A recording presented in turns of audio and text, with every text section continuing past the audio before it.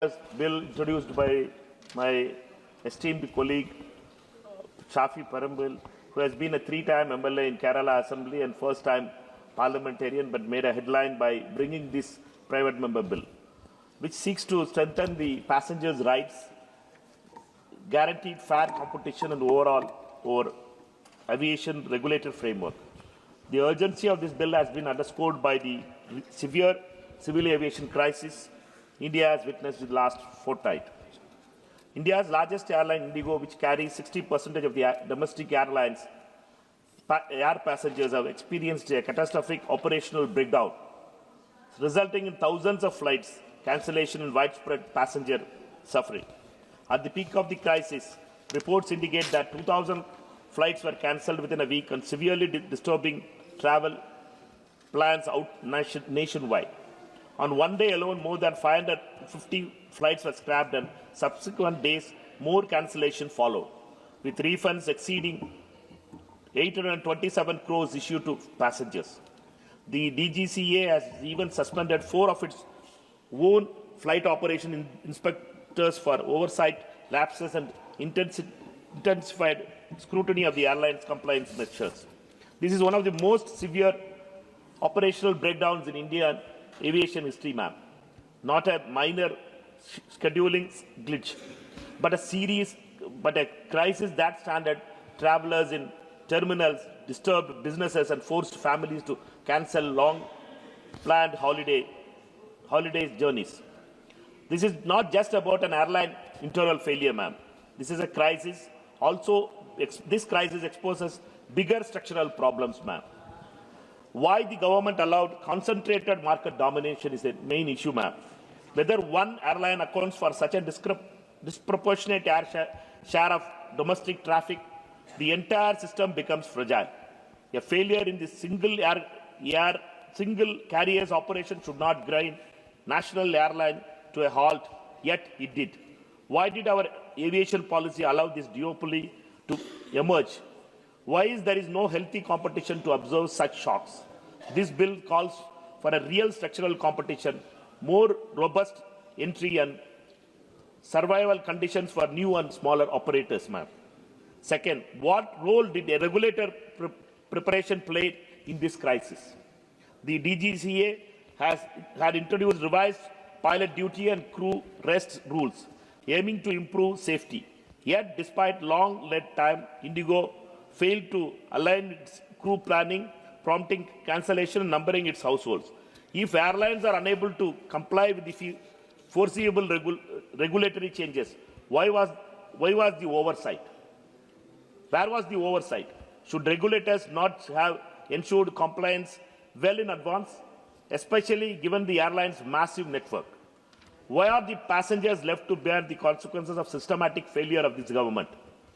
Thousands were stranded. Families missed urgent medical and personal commitments. Airports reported chaotic schemes, delays in communication to affected flyers. Who compensates the economic losses, missed opportunities, and emotional distress? Current customer protection is inadequate, reactive, not preventive. This bill mandates clear compensation frameworks and enforcement mechanisms, ma'am. 4. Why was the government has been so slow to enforce real accountability? In response to the crisis, DGCA ordered flight schedule cuts, formed oversight teams, and suspended officials. But these are all reactive, not proactive measures. Why flight cancellation soared, airfares on an alternative carrier spiked sharply, hitting ordinary passengers hard? Does our regulatory architecture protect passengers first, or it does favors powerful operators, ma'am? Why was there was no policy to ensure resilience in Indian skies, ma'am? Indian Civil Aviation Minister rightly said we need at least 5 major carriers to avoid such shocks. Yet policy and practice has led us to the market with 2 dominant players. When we will adopt policies that prevent monopolistic control and ensure robust competition? Ma'am, civil aviation is not just an industry. It is the connectivity that binds this nation. It affects businesses, tourism, family, national integration. It should not collapse under the weight of avoidable operational management or regulatory laxity. The private members' bill by Safi Perimbilji seeks real customer protection with enforceable compensation, greater market competition, stronger independent oversight airlines and regulators, transparency and accountability on pricing and cancellation and refunds. This crisis is a wake-up call. Let this House unite to ensure that India's passengers are protected and that India's skies are resilient and there is no single failure, operational or regulatory, can cripple our nation's connectivity. I urge members to support this bill, not just in spirit but in action, ma'am. Thank you. Thank you. Mrs. Malvika Devi ji.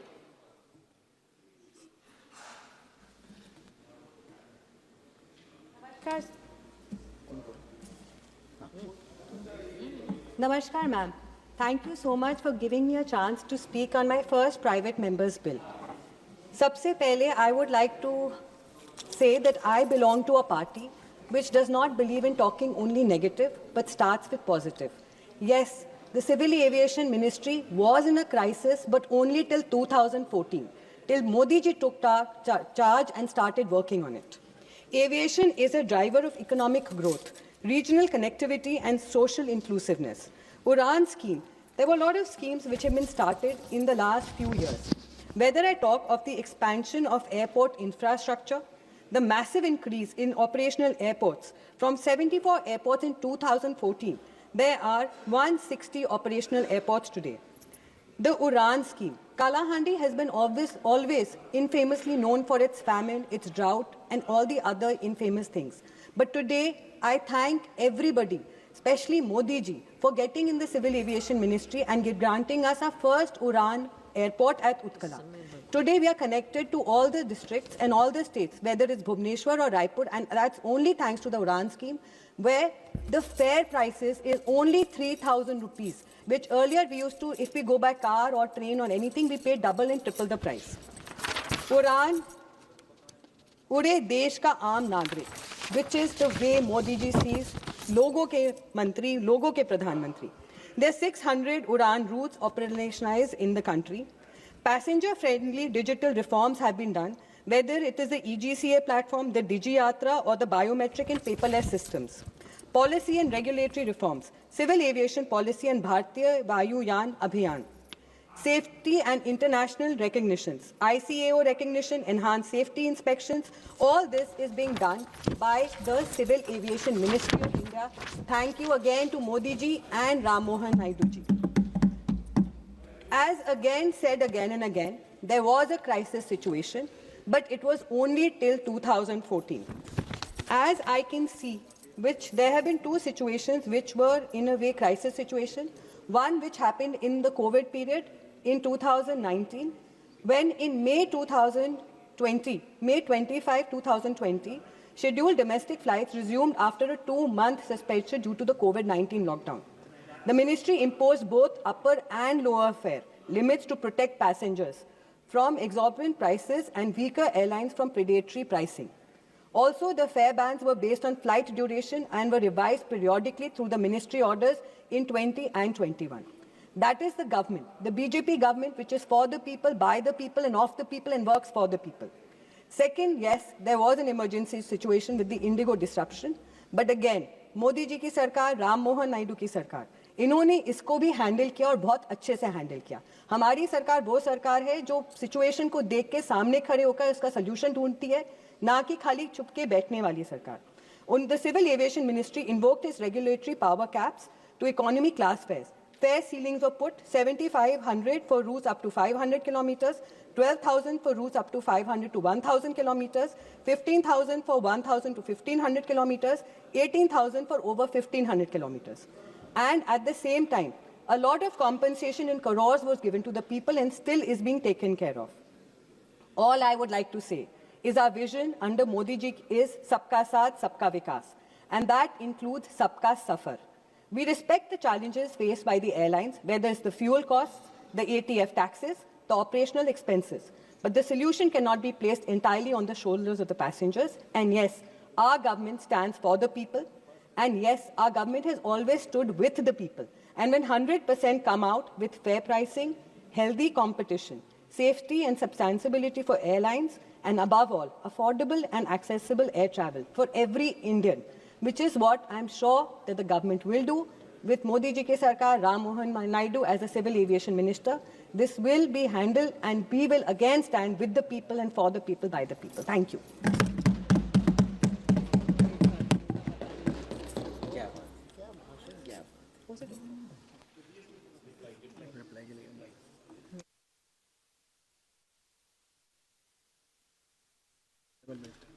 Honorable Minister.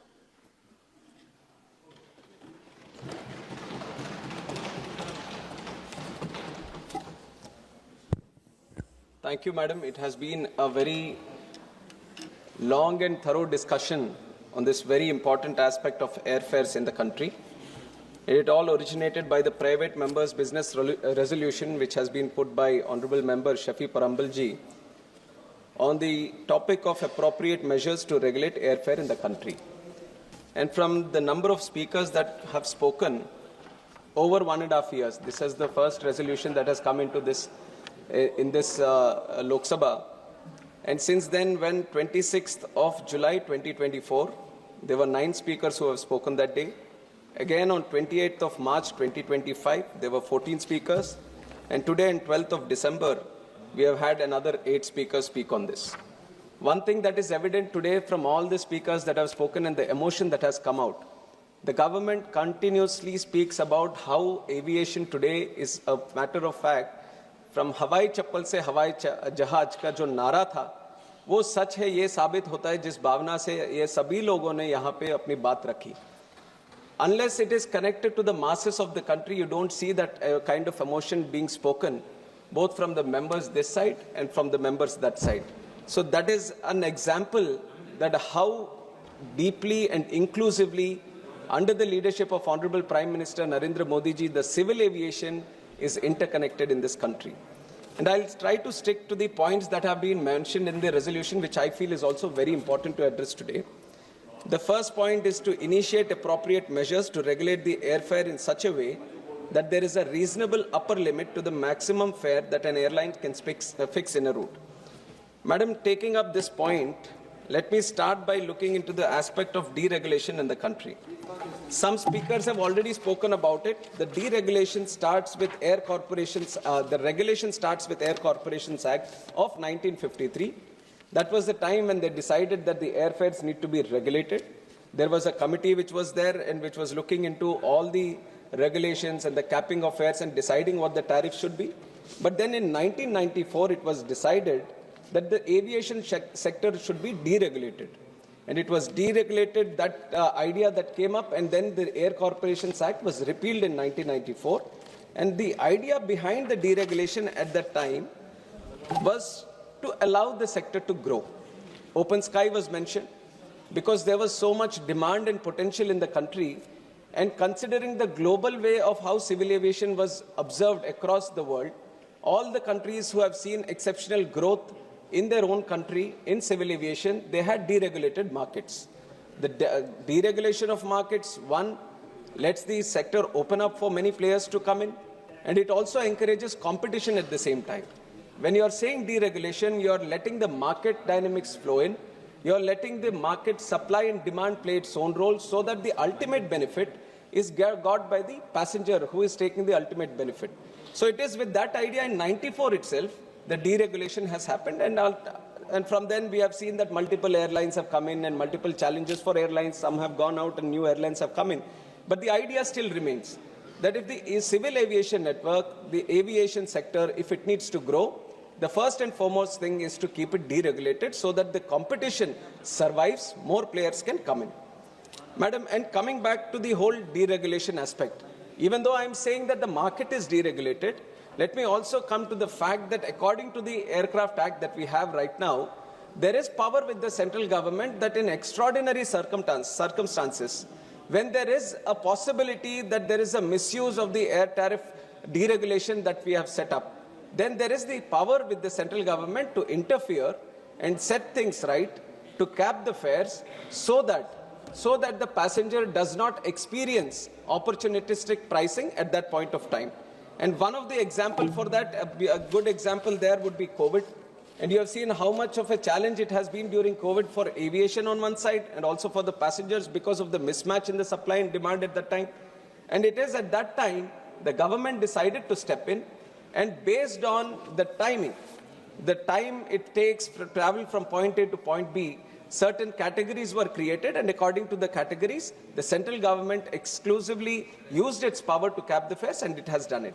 And not only at that time, that was not the only example of when the government has stepped in and looked after the passenger and looked after the airfares in the market. There is another example that I would like to give, which is of the Mahakumbh. We have seen that there was extraordinary demand for people across the country and outside the country also who wanted to go to Prayagraj at that time. And because of the sudden surge in demand and the capacity being same as what it was before, there was a huge rise in airfares at the time. So what the government did at that time was to cap the fares which were going to Prayagraj. That was the second instance. And the third instance, when we have seen in Pahalgam, when the attack happened at that time, and Srinagar, especially, this is a different kind of situation where people were trying to come out of Srinagar. So it was at that time, again, to facilitate for the people and the passengers who were coming out.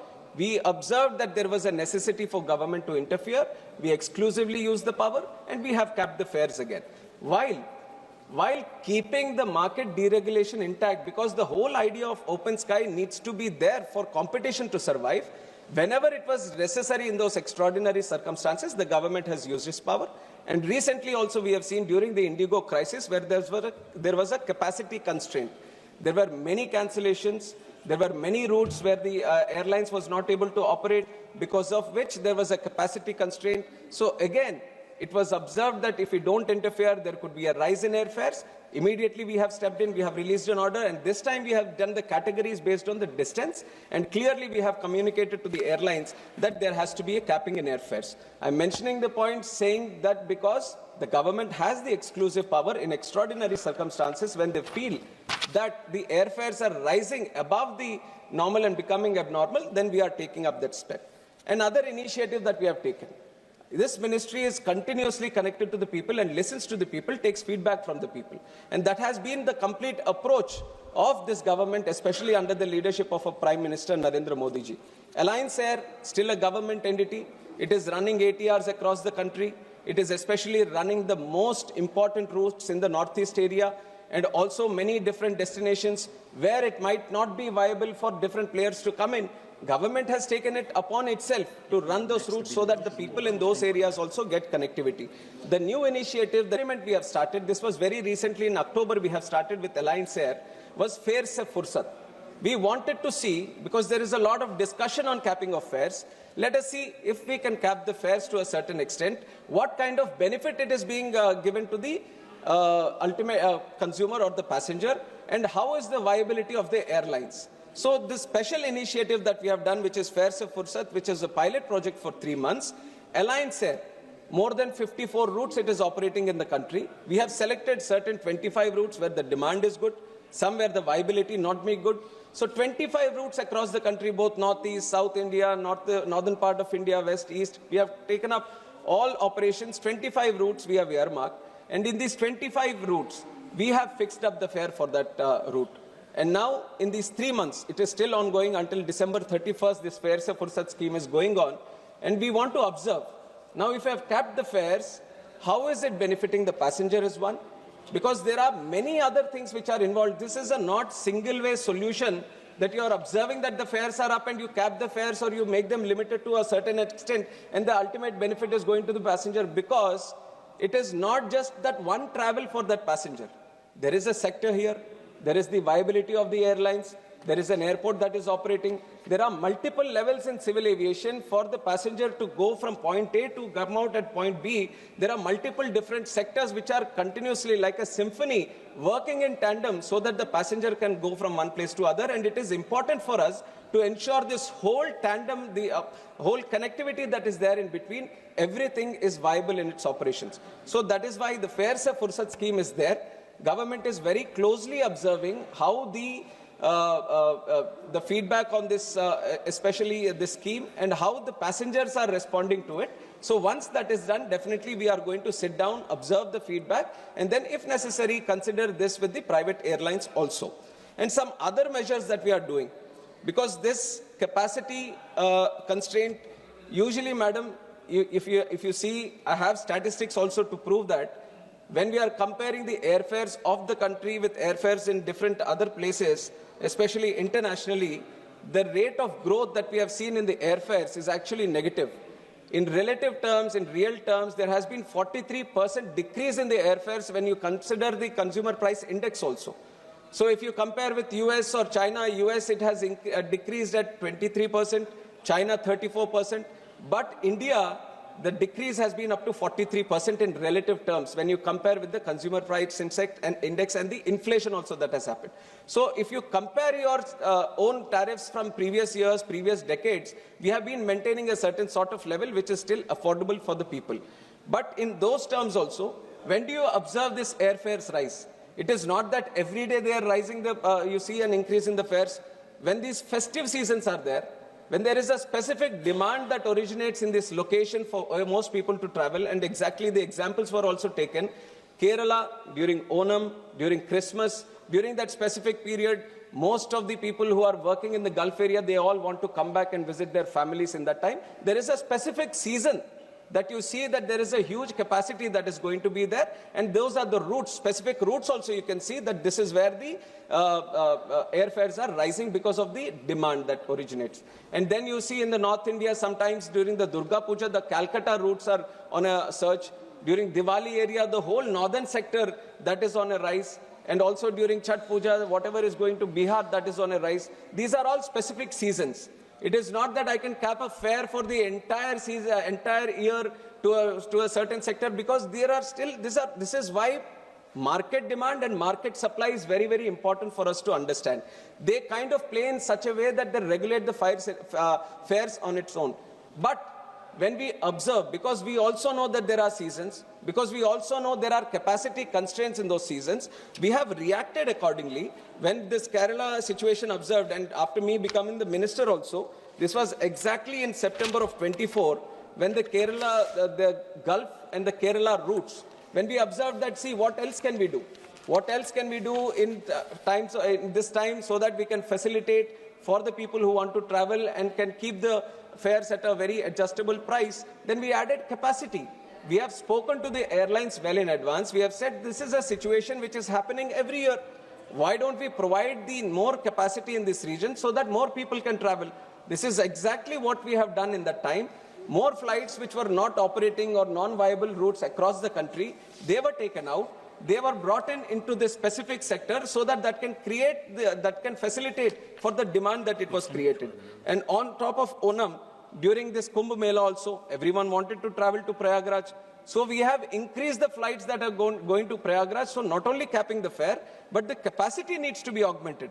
That is the real solution when you are seeing that the fares are rising. Because there is demand there. It is not that you want to send that single passenger in a very adjustable price. You want to send 10 passengers to that place during that specific time. So capacity augmentation is something which is very much required, and we have done that. Kerala during the Onam, and Diwali during Diwali also we have done recently in October 25, Prayagraj Kumbh Mela in Jan 25. So we have worked out this solution when we speak with the airlines before and consider the festive season and increase the capacity. And also, madam, we have to understand what goes into these airfares. I have talked about what some of the measures that we have taken, and also airfares is not a single entity. There are different charges that go into the airfare, and one of the most important one is the aircraft fuel. ATF goes up to 40%, 40 to 45% of the ticket price that you pay is because of the ATF. And the way ATF is there in the country, the state taxes the ATF. And there are multiple states who have brought it below 5%. We are very thankful to them. There are 26 states and union territories which have brought it down because they understand that even if you lose a small revenue in this taxation for the ATF, the kind of economic growth that it creates, the kind of growth aviation network creates for other industries is very, very important, and it is with that idea that it was being done. But there are some states which still have it at a very high percentage, and it is Multiple times, our predecessor, Sindhya ji, is also here. He has written and spoken on this many times and written to chief ministers, and I have also taken that responsibility. I have written to chief ministers whenever I get the opportunity to meet them. I have spoken to them on this very specific issue to please bring down the ATF, because if you bring it down, then definitely that also helps the passenger and the cost that it takes. And we have done it with Bihar also. Bihar used to have 29%. But in June 25, they have responded and they have brought it below 4%. And there is one state, Tamil Nadu also, Manikamji is here. So I will take this opportunity through this discussion also to encourage the state government to bring it down as much as possible, not 4%, but bring it down to 1%, so that this benefit of the taxation also is being extended to the passenger at the end. And now this is the ATF. And when it comes to the DGCA measures, DGCA is also a very important regulator for us. It also looks after the safety. It also looked after the airlines and their operations. Now there is a tariff sheet which is being done by the airlines to see how are we going to charge. The tariff sheet mentions the minimum fare for a certain route, maximum fare for a certain route, and they have this bucket system where through buckets they see how many seats are going to be allocated at a certain price. Not many would be knowing about this, but whenever you go to the website and you purchase a ticket, there is a clear tariff sheet that is mentioned there. But here the airlines also used to be doing their own chalaki. What they used to do, tariff sheet, because according to the law, they have to do it prominently somewhere, they have to display the tariff sheet. But we were also doing our own monitoring. We were checking where is the tariff sheet. But we used to go to the web page, and it used to take ages to look at it, where the tariff sheet it is. It is right at the bottom, and even the letters with which it was written was only, you can see it only if you use a binoculars. It was at that situation. Then we said this is not the purpose of through which the law has been kept. Then we have updated them. They have instructed them that whenever they open, the tariff sheet should be seen right in the front in big letters so that every passenger can see it. We have brought that change. We have monitored that change. Now the tariff sheet is thoroughly displayed. But not only tariff sheet. Now earlier there was the rule that the tariff sheet, there was a small clause which gave an advantage to the airlines that every day they can change the tariff sheet. ऐसा होगा तो कैसे होगा? आज का tariff sheet आज का बन रहा है, आज का ticket हमने ले लिया, कल का tariff sheet कल का बन रहा है, तो again it's not serving the purpose. Then we changed the clause. Then we changed the rule that was giving that clause, that measure, and we said, you won't change it every day. You won't change it every 24 hours. You will only change it every month, so that once the passenger sees at the end of the month, first week of the month, they have to give us the tariff sheet saying in that sector, in this month, how much are you going to charge, how many bucket charges you have. So everything the passenger should know on what charges it will be there. So we have changed it to 1 month. That is also a facility that the passenger will have. I would encourage more passengers to look into this tariff sheet, to look at how the pricing is done, what is the minimum bucket, what is the maximum bucket. And this we have done it last year itself, and we have observing some changes because it improves the monitoring mechanism that we have on these airlines and their tariff sheets. And also on top of this, there is a tariff monitoring unit that we have created in DGCA. And the purpose of this specifically is to look into what the pricing is and how the airfares are fixed. Are they following the tariff sheet or not? Are there abnormal situations that are being created? So specifically just for tariffs, we have created a tariff monitoring unit, and it has been strengthened time and again through various measures. And earlier, when it started with around 50 routes. But now we have expanded to 78 routes. We are also taking international sectors also right now to understand where and how these tariff fares are being changed and how they are being done. And the tariff monitoring unit, which is going to be a very important unit for us to monitor these tariffs, we are bringing in more IT tools. We are bringing in more technology so that the power at the TMU increases and they can analyze the fares in a very tech-based manner using the IT tools also to analyze. So that is one thing that we have done, and we are also improving the capacity with which TMU works, not only in the routes that are being covered, and also in the number of people that you are doing it. So this is one. And then the most important thing in civil aviation sector in the last 10 years, this is a success story that not only me, who is part of this government, can talk about. Everyone on both sides, all across this house, they can all speak about it, that the UDAN scheme was one of the most successful scheme, not only for the country, but for people across the world that we can showcase to. UDAN scheme has made democratized air travel in the country. The way we have brought inclusiveness in civil aviation is because of the UDAN scheme. The number of unserved and underserved airports in the country, there was a big number. And there was a challenge for us because there were these airlines who were looking at commercial interests. Naturally, the airlines would look at viable routes to function. And that is the most metro routes or the tier 2 to metro routes. But we have been creating airports across the country, especially in the Northeast, in our union territories, where they might be not viable to function, but still they need air connectivity. People were aspiring to have air connectivity in the country. So that was when our Honorable Prime Minister came up with this flagship scheme of UDAN, Ude Desh Ka Aam Nagrik, and it has done wonders to civil aviation sector in this country. Whatever we experience, we have gone through different places now where people would have not ever thought that they would have an airport at that location. Because of the UDAN scheme, we were able to start an airport there. Because of UDAN scheme, we were able to start operations there. Today, almost 1,57 lakh people have availed the benefit of UDAN. More than 3,26,000 routes have taken over in UDAN. More than 693 routes, specific routes which were not there before. Because of UDAN scheme, we have started. But there are certain limitations in UDAN. The UDAN scheme also is not like just to cater for the viability or just to start new connections. UDAN scheme is supposed to act like a spark.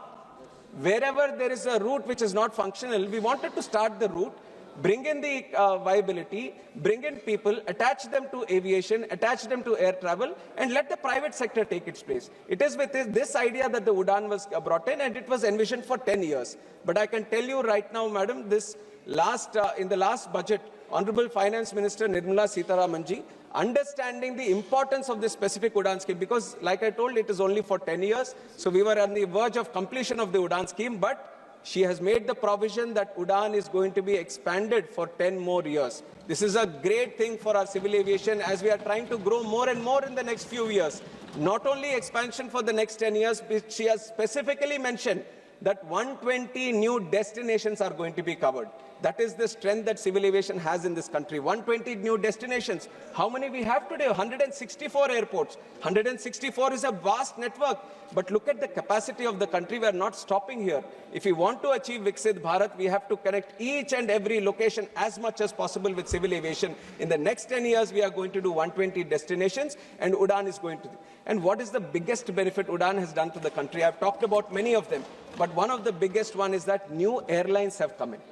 New airlines, which many of you, because they operate in very specific sectors, you might not see them. Star Air is there, Fly 91 is there, India One is there. They might have very small operations. They might have a 9-seater or a 19-seater, but they are the ones who are connecting the tier 3 cities.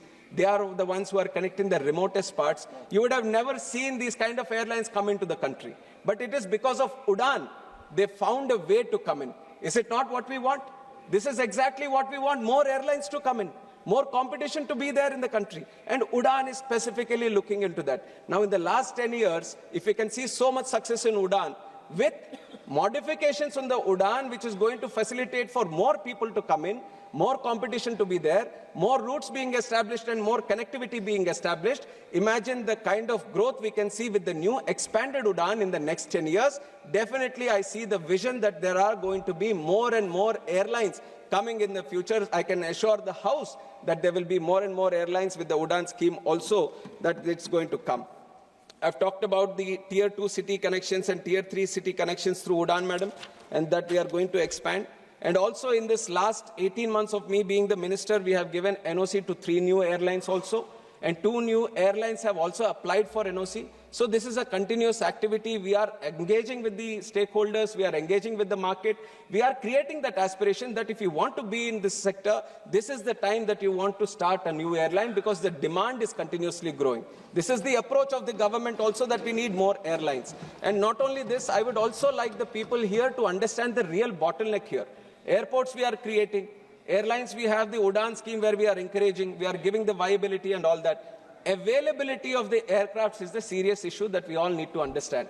There are only certain players across the world who are making these aircrafts. If I have a lot of money to buy aircrafts, if I go sit today that I'm going to start an airline today, I have the unlimited amount of money for me and I want to buy 100 or 200 aircrafts. I can't have this 100, 200 aircrafts right here, right now, today. because the manufacturing at which it is going comes at a pace. Every month, there are certain factories that they have, there are certain assembly lines that they have. They can only, the throughput of these shops are only that much. And they are not only supplying for India, they are supplying for across the world. There is a huge demand in Gulf. There is a huge demand in Asia-Pacific region, and everyone is having to wait for this. India is also waiting. How many orders do we have? 1,700 orders. 1,700 orders pending with Airbus, pending with Boeing, pending with other players. Once we get this, if let us say these 1,700 orders, which our airlines are doing it today, if they all come into our sector, then definitely it is going to benefit the passengers. But the bottleneck is not within the country or with the government or with the airlines. It is the availability of these airlines. We have recognized that. And that is exactly why this government has taken a stance that we are not going to only wait for these aircrafts to be built across. We are going to create a program where the aircrafts can be built in the country. We should have a made in India aircraft also, and that is the vision with which this government is moving. There is a Russian Sukhoi SJ-100, which is a regional aircraft. We are talking with them. HAL is engaging with them. They have gone into MOU. They are going to get the technology here so we can build the plane here.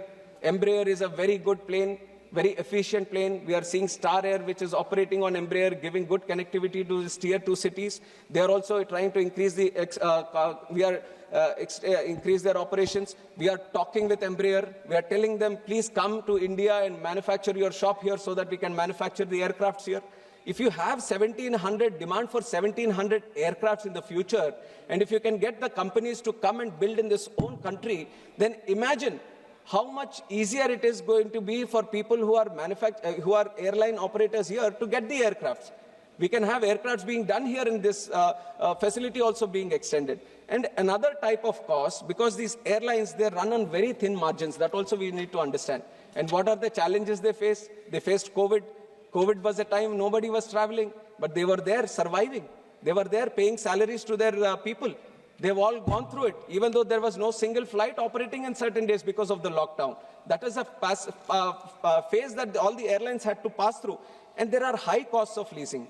It is not that today I have the money and I'm buying a plane. There is a different strategy, financial strategy the airlines are using, not only in India, but across the world. They do leasing. Leasing is where I just rent the plane from someone else who has bought the plane, use it for a certain period of time, and I give it back to him. And this is the common strategy that you're observing in all the airlines. At one point of time, maybe 2 decades or 3 decades, 60 to 70% of them were being owned by the airlines and 30% were being done on leasing basis. Now today, 85% of the planes are being leased. So then we thought, why not we address the leasing part only? Then we observed how leasing industry is as compared to the global industry. There are certain hubs. Ireland is a hub, a big hub, because they started very early. They have created all the regulations that are required. They have done with the taxation problems that are required, and they've created a hub for themselves. So anyone who wants to lease a plane, their first preference is they go to Ireland. And now UAE also, you have seen the demand that Gulf has created. UAE has created another hub for itself for becoming a leasing symbol. And then Singapore is there. Singapore also kind of created. Why not India? This is the approach of our Honorable Prime Minister, that why not we should become a leasing industry, not only catering for our own demand, but for the entire world. Gift City was created with this whole idea that leasing industry should flourish here. And also we saw that the Cape Town Convention, through which the leasing industry, the compliance score which is seen across the world, that needs to be made into act. We didn't have an act, we didn't have any kind of legislation which was backing that Cape Town Convention. In December, both the houses, we have passed the bill and we have made the Cape Town Convention Act, the protection of aircraft objects, and now the compliance score for India in leasing has improved, so we are creating a presence in leasing. Now what happens with this? Now it will be easier for the companies, for the airline operators to lease planes. The cost will come down. So more people will be interested in this. This is also playing into the competition. This is also playing into creating more airlines to come into the picture. Now I have also talked about MROs. Maintenance of the plane is another cost that is there. What happens, madam? We are bringing the planes. Planes I've talked about, we are bringing it from outside, from these companies. But even once you bring it, you have to maintain the plane. There is periodic maintenance. There is maintenance whenever there is any safety issue or a components issue or the engines issue. Engines issue is a very important part of the overall maintenance of the plane. And when you want to do this maintenance, What happens is usually the plane or the engine has to go back to its original OEM, which is sitting in France or Germany or one of the European countries or USA or some other country. And what is it doing? The forex cost. The cost on the airline to just send this plane or the engine that is being borne by the passenger. And the time it takes, if you take out one plane, then it goes there, it gets maintained, it's come back, 1 month, 2 months it takes. You're losing the plane in India to be operating in those sectors. Now what we have done, we have improved the MRO business in the country. We have taken this government exactly with that idea. It has improved the whole MRO situation in the country and multiple other things like the taxes around the MRO components, how you open up the airports to have MROs. I've just seen one member also ask that you need to open up tier 2, tier 3. We are doing it. We have created the rules, we have created legislations that we open up more MROs in the country. And very proudly, I'm stating this also, recently in Hyderabad, near the GMR airport, Safran, which is an important air engine manufacturer, and many of our Airbus, they have these LEAP engines which are done by them. They have set up shop here in the country. Now we don't need to send it anywhere to France or anywhere. We can do it in our country itself. And the capacity with which they have created is 300 planes per year. 300 engines per year, which is almost every day one engine is going to be maintained. Now, lesser time for maintenance, less costs also for maintenance. If it's less cost for the airlines to maintain the plane, less costs on the passenger also. That is why MRO network is also important. MRO network is something we are clearly concentrating on. And this Safran coming to India is like a gateway. Once you see that one big player is coming in, all the other players find the confidence to come to the country, and that confidence and the trust in Indian system is what this government has created for them. And Leasing Act, we have done it, and then flexible airspace also. Back then, the airspace used to be very restricted. From the country, there used to be a strict norm. This is civil aviation airspace, this is defense airspace, this is restricted airspace. Everyone was controlling their own airspace. And what was there left out with civil aviation was very, very small. So if there was a restricted airspace and from going to point A to point B, if it was not accessible to go use the restricted airspace, it has to go all around. When it goes all around, imagine the fuel cost that it takes, the time that it takes. And it was Honorable Prime Minister Narendra Modi ji who made defense, who made the intelligence, who made the civil aviation. Everyone sit together, all the technologies that are there, everyone had to sit together, collaborate, coordinate, and come out with flexible airspace. So even if it is with defense, at that time, civil aviation can request that I want to use this airspace for the passengers, for the commercial purposes, and they give their airspace. So what used to take probably 30 minutes or 40 minutes over gets covered in a very shorter time, and that cuts down the cost of the plane to operate from one point to another point. That also reduces the cost. This is again playing into the fact that relatively, taking inflation and the CPI, you might even feel that why would it be that the prices are still 43% lower than before? Because of these kind of things. The interventions that we have done to keep the airfares down, there are many things which are in tandem, multi-pronged approach which is going on. So this is why we have kept them in this thing. And while I say this, I've talked about many things that are there. While I say this, there is also the second point. Let me go to the second point. This won't be taking much time, but convene a joint meeting with airline operators, representatives of the people, and all other relevant stakeholders to discuss the issue of excessive airfare during the vacation seasons urgently. This has been mentioned, and accordingly, I have mentioned that the Kerala Gulf in October 24 itself, we have done it. That was because this was placed on the time. And Honorable Speaker from the chair has advised that you have to meet the airlines, and we have taken meetings with the airlines, all the stakeholders, and we have taken it as a very proactive measure, and we are doing it every month. Every month we are sitting with the airlines. We are telling them what the festive seasons could be, what could be the airfare in that specific month. We are coming out with guidelines. We are coming out with instructions to keep them at this thing. And then the third point is establish a quasi-judicial body to regulate and monitor the air traffic ethically and equitably. To regulate, I've said that the government already has the power in extraordinary circumstances. Whenever it feels it is going out of bounds, then we have the power. And for monitoring, we have the tariff monitoring unit. We are making it more powerful. We are, in fact, including it in the aircraft rules also, so that it carries a certain kind of statutory provision for it, and that is going to strengthen, madam. And with all this, the only points that I want people to think about, one is the bottleneck of the aircraft availability. Second is the viability of the airlines. We all feel that these are companies who are charging a lot of money, but none of them are making good money. So most of them are in losses. So that is also one consideration that we have to keep in mind. And also, Competition Commission of India and High Court, they have said that the fare should be deregulated. Multiple times they have given judgments.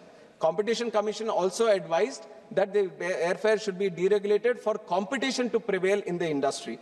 And all this, our most important responsibility with civil aviation is safety and security.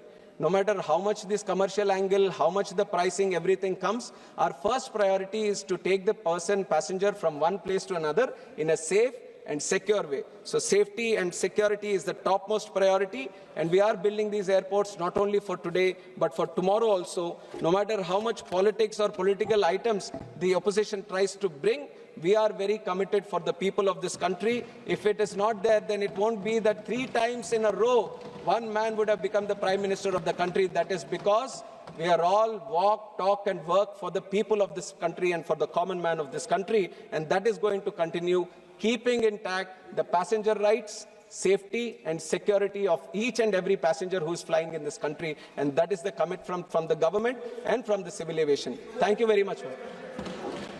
Now I would request from all the points that I have addressed, I would request the Honourable Member Shafi Parambalji to withdraw his resolution. Member may like to reply. Sir, despite of having all those measures and despite of you claiming to have taken all these actions, I fail to understand how an airline can charge 65,000 rupees from Srinagar to Delhi when the Pahalgam terror incident was happening. When the country, 26 lives was brutally killed by the terrorists in Srinagar, when people sought to move out from Srinagar, when whole country was in trouble, it was like a war-like situation. When the country was at war, the people who intend to move out from Srinagar was charged 65,000 rupees to Delhi, just one-way ticket. So I seriously raise a concern, despite of having all these measures what you've explained, despite of having taken all these initiatives have you mentioned, how could they charge 65,000 for an economy ticket for a traveler who is trying to move out from Srinagar in situation of a terrorist attack? So all these actions must not step in after the chaos has happened. We must regulate them prior to this chaos. That is what we demand through this private member resolution, sir. That system must be in place. Sir, like every one of us said, air travel is not a luxury anymore. We all know that. It is a necessity now. We cannot skip away from that fact.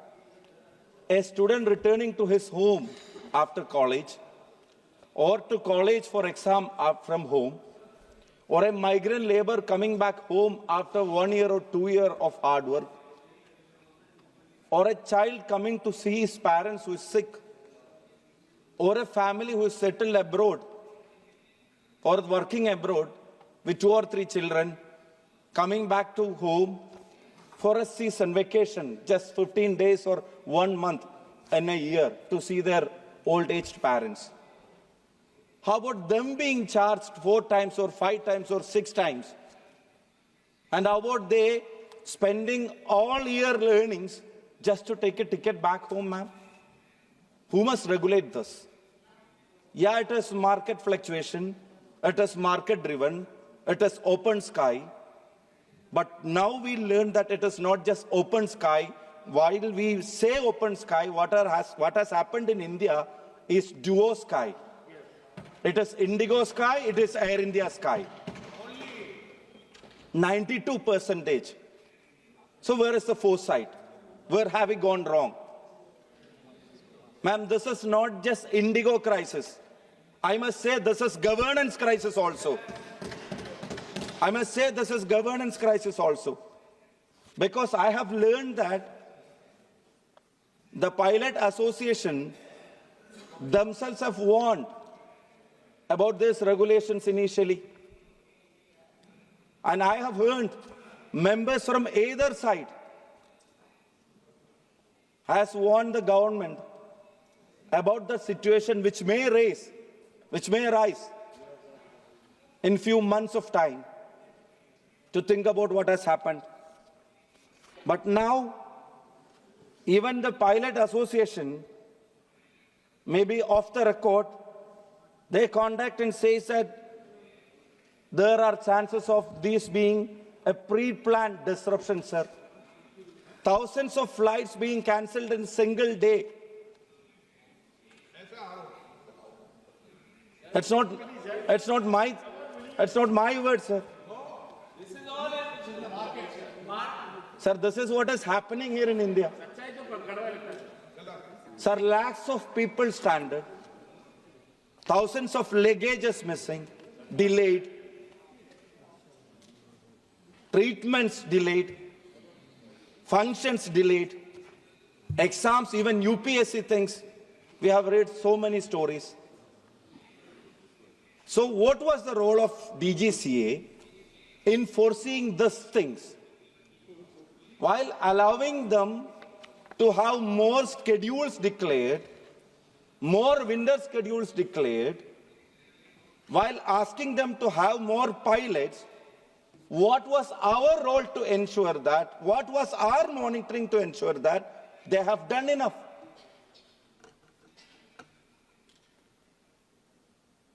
Why didn't we bother to cross-check that IndiGo or whoever is the player has made themselves ready to face the situation?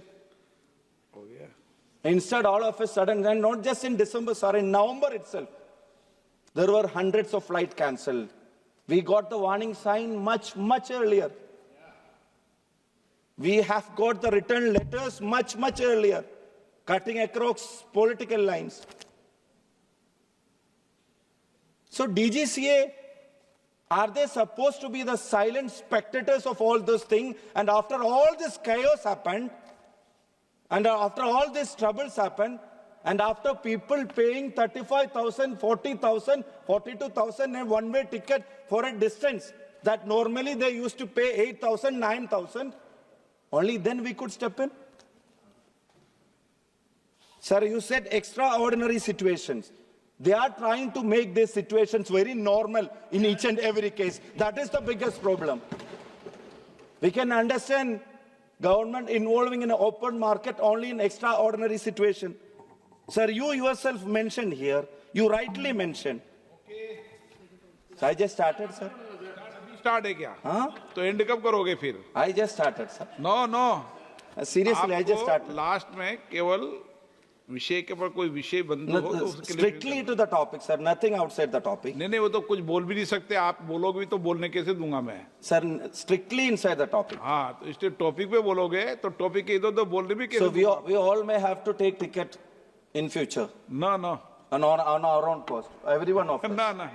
अभी भी लेते हैं ticket Sir, तो. this is a very serious issue. लेकिन खत्म करें 6 बजे Sir, वाली. we have time, sir. 5 minute और. Now you rightly mentioned, sir, the Mahakumbh. Delhi to Prayagraj. Sir, 32,000 rupees a ticket. One way. You had to step in. You said you stepped in. But how could they charge it like that? So where is these agencies? What are their roles in enforcing all these things? What are their actions in stopping them doing this exploitation? After charging so many people, so higher a price, people had to pay, then only we could involve.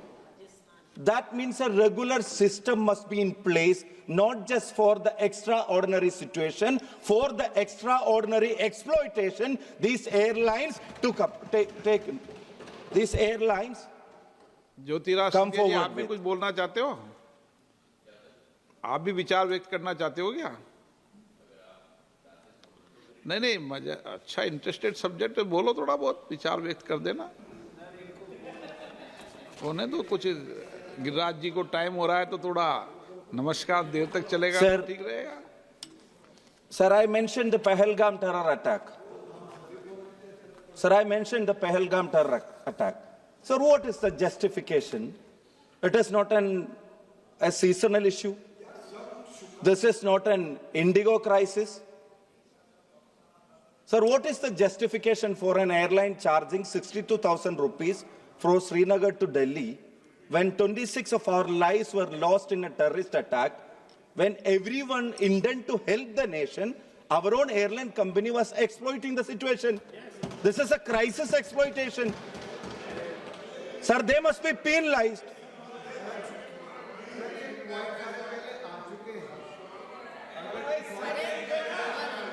Sir, I'm coming. I don't know why you are disturbed about it. Sir, I must say, sir, that arrogance must be grounded. That arrogance of exploiting the crisis must be grounded. Sir, why I was forced to bring this as a private member resolution? Sir, I'm coming from Vadagara. My constituency is Vadagara in Kerala. Sir, there are so many migrant laborers who work abroad. They work for two years a stretch, and when they try to come back home during the vacation, the charges are not just once, twice, thrice. It goes skyrocketing, sir. When the fares are sky high, our regulation hits the rock bottom. That is the major issue. So, sir, whatever mentioned, sir, Speaker is not allowing me to speak much.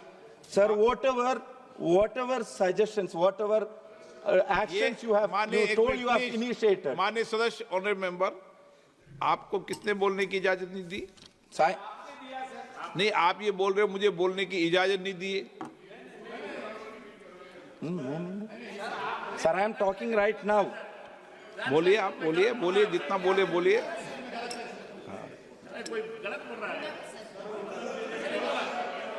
ये बोल रहा।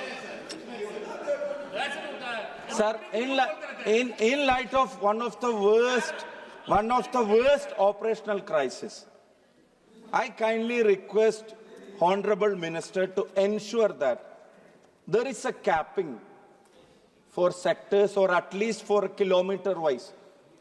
There must be an upper limit. Otherwise, this won't stop. Because we will involve only in extraordinary situation, and they will make use of that, and they will continuously ये बात तो सही कह रहे हैं माननीय सदस्य। And second thing, as Honorable Speaker, when I presented initially also, Honorable Speaker directed the Minister to have meetings of the stakeholders. I thank you for the meetings that you held, but sir, as stakeholders, no organizations from the community or from Indian associations over there, they were not invited. They are the most important stakeholders because they suffer this. We have to hear them patiently. Those people who suffer this, they must be given a patient hearing. And sir, the third thing, rule 178 178 अच्छा, क्या 15 minute से ज्यादा वो बोल नहीं सकते sir. यदि आप इजाजत देंगे तभी वो ज्यादा बोलेंगे। इजाजत मैंने दी है उनको। मैंने इजाजत दी है। And sir, about the third point, and about the sir, आप डिस्टर्बेंस मत करो इनको। Sir, and about the third point, about the tariff monitoring units. Sir, about the tariff monitoring unit, you said that it's already in existence. It's already into play. Sir, how about having a quasi-judicial body which can overlook into these facts, these things, and which can monitor things which before the chaos happens? Sir, there are so many issues, all other members, as the minister rightly informed, every member felt emotional about this issue because it is affecting a large number of people throughout the country. Millions of people are being affected. Sir, for every single thing, they charge 20,000 rupees for a ticket and they additionally ask for 1,500 for a seat also. Okay. Sir, one more point. The existing unit, the existing mechanism is not helping us to prevent the chaos. So my request to Honorable Minister is to establish and declare a cap, at least a higher limit on this specific things about sectors. Second thing, when you said the stakeholders thing, please ensure that our NRI community, their associations, we can go through the embassy itself. They are being heard. They are not heard. Please declare a meeting of themselves to countries respectively, if you have time or if you allot some time. And third thing, please, I kindly request to establish, declare a quasi-judicial body to stop this looting, crisis exploitation for once and all. Thank you, Speaker Sir, for the opportunity. I'm a first-time member of this August House. आप पहली बार के सदस्य हो, लेकिन आपने बहुत अच्छे ढंग से विचार रखा. Sir, my constituents, there are so many migrant laborers who are suffering this. My people from Vadagara. So for them and now everybody has learned that this is not just a Pravasi issue. Everybody started feeling the heat. Okay. Those who are traveling inside also. So whatever we have already, it's not necessary. Sir, when I met you, you told about the point of call for Kannur Airport, development for Calicut Airport. If more airlines come to play, you yourself told more airlines come to play, a point of call facility is not being given for Kannur Airport. Calicut Airport development also being requested continuously before you. If such thing happens in time, more players may come and we can have a reduced price. So on such issues also, I know who will be pressurizing this. Conclude. So they are pressurizing us too far away. Honorable member, so please involve in all those things. Sir, most of my reply, because Honorable Member, whatever points he has made, before also in the beginning of this, when he initiated the discussion, he has made these points and very clearly he has mentioned all these things, and based on that I have given the reply.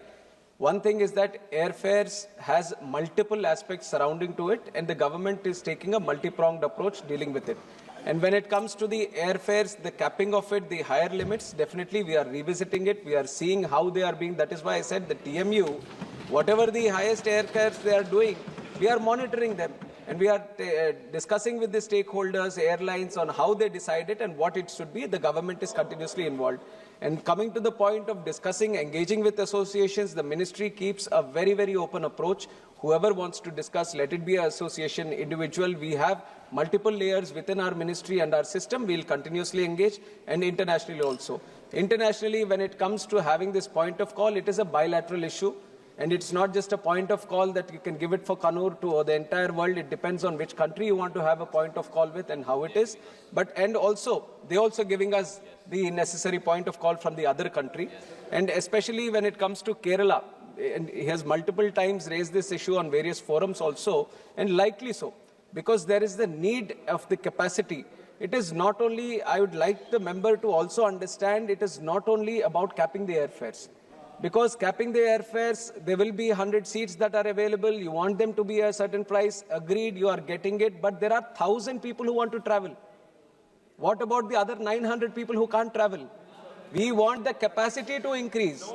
We want the capacity. I'm not shying away from the fact that the airfares need to be reasonable. One.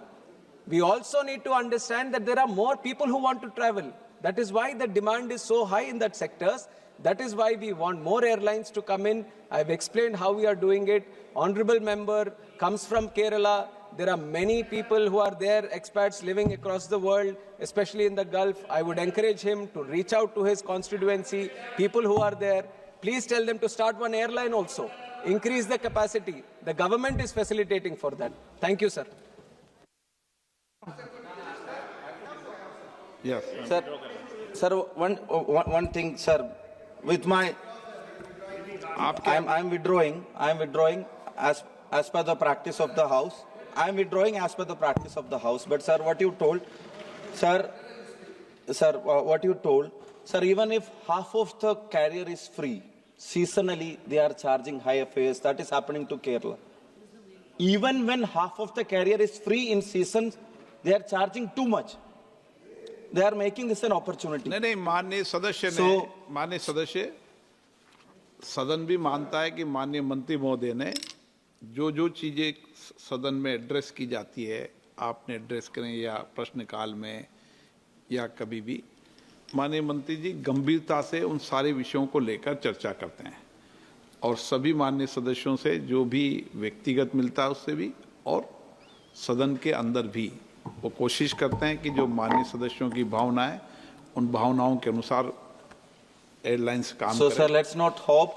Otherwise, let's hope this situation does not arise next season also. Whether we want to discuss it all again. So let's see whether these actions might result as per the practice of the House. I am withdrawing, sir. ये withdraw कर लिया sir. प्रश्न ये कि श्री शफी परिमल को अपना संकल्प वापस लेने की अनुमति दी जाए। जो सदस्य इसके पक्ष में हैं कृपया हाँ कहें, जो सदस्य विरोध में ना कहें। मेरे विचार में निर्णय हाँ वालों के पक्ष में हुआ, संकल्प लेने की अनुमति प्रदान की जाती है। सदस्य अब अपना संकल्प वापस ले सकते हैं। Honourable member, I'm withdrawing the resolution. Thank you. सभा की कार्रवाई सोमवार दिनांक 15 दिसंबर 2025 को प्राप्त 11 बजे तक के लिए स्थगित की जाती है।